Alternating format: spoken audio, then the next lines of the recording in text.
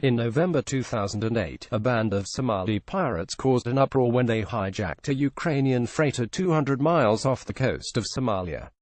"We just saw a big ship," claimed one of the pirates, "so we stopped it."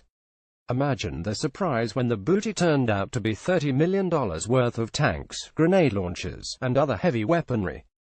"They decided to start bargaining at $20 million in cash. That's deal-making," explained the leader. "We don't consider ourselves sea bandits. Think of us like a coast guard." Eventually, a release of the ship, its crew, and cargo was negotiated. Somalia is considered one of the largest breeding grounds for pirates in the world. Most are fishermen who are desperate to get by in one of the world's poorest regions. Source: in December 2001, New Zealander Sir Peter Blake, a two-time winner of the America's Cup, was gunned down by a pirate gang known as the Water Rats, in the remote Brazilian city of Macapa. As Blake returned from dining on shore to his yacht and crew, 8 men in motorcycle helmets pulled up to his boat in a rubber dinghy and began making demands. Blake went for his gun and shot one of the gang before being killed by the robbers. Blake had been traveling with a crew of 14, including his daughter, and was likely unknown to the assailants. "There is no way the pirates knew who he was. For them he was just another tourist with a large boat," said one media source in Brazil. His assailants were eventually captured and sentenced for his murder. Source photo: not all pirates are taking hostages and booty for ransom. Some are conservationists. The militant anti-whaling group Sea Shepherd rammed a Japanese whaling ship with their own vessel, the Bob Barker Yes, named after the Price is Right host and ardent animal rights activist, in 2013.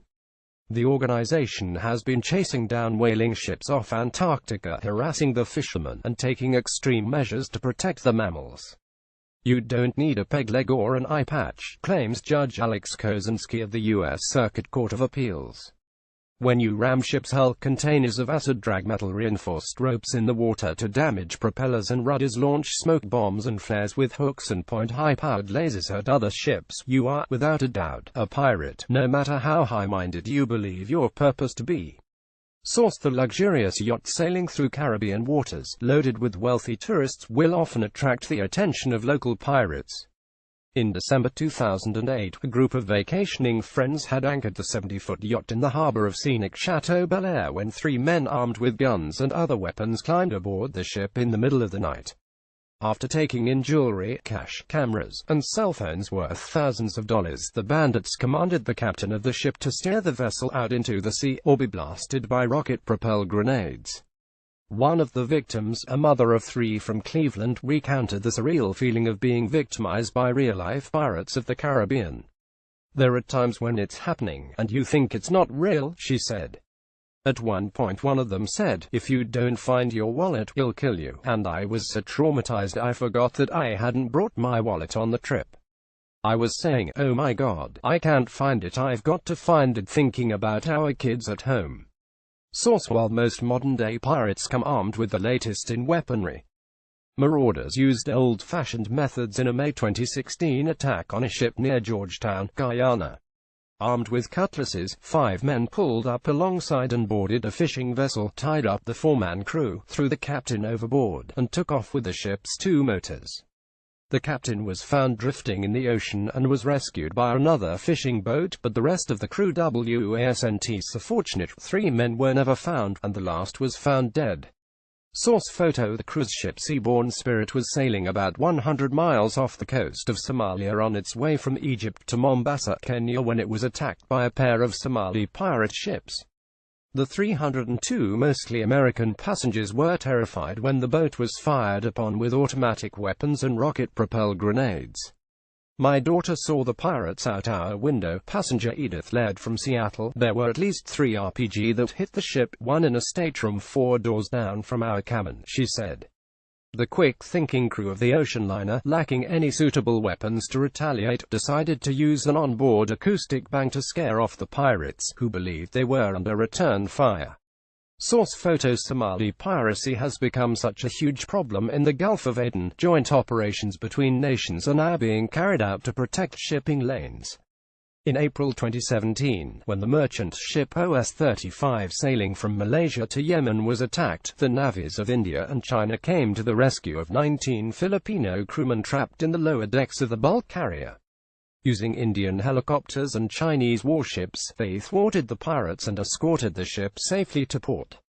According to the International Maritime Bureau, Somali pirates took hundreds of hostages, earning an estimated $160 million in ransoms, and costing the world economy $7 billion.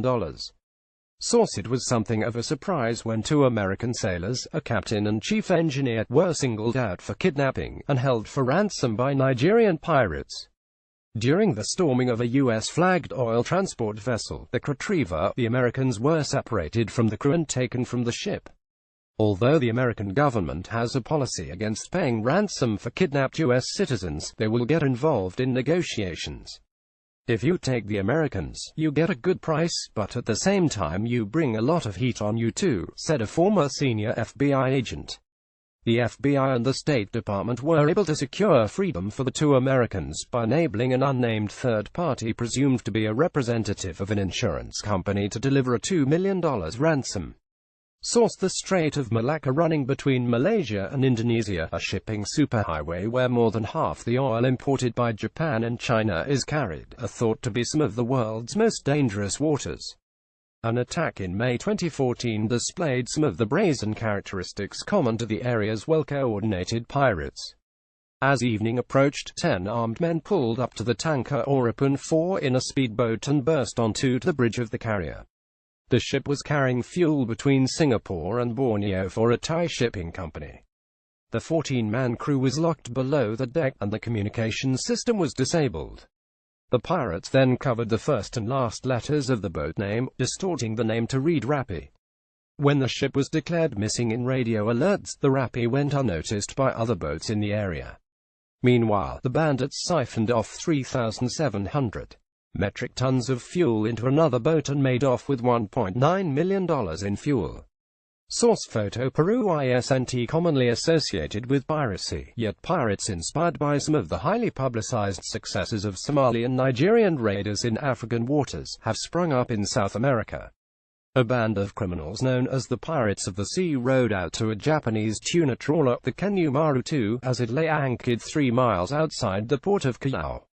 The gang surprised and captured the 15-man crew, bound the hands and feet, then looted the fishermen's belongings, and left with the boat's communication equipment. Source: